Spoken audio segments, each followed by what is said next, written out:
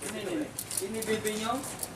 Polisi dari unit Reskrim Polsek Pelaju Palembang menangkap 2 tersangka penganiayaan yang menyebabkan korban meninggal dunia. Dari keterangan yang diperoleh, penganiayaan terjadi saat tersangka RY yang masih buron menceritakan adiknya berkelahi dengan korban pada 2 tersangka. Bersama 1 orang lainnya, tersangka yang tertangkap kemudian mendatangi korban dengan membawa senjata tajam. Korban dijemput ke rumah tersangka kemudian dianiaya.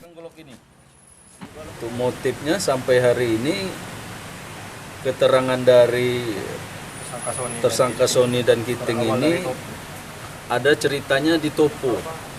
Topo ini ribut sama almarhum ya, sama korban ini.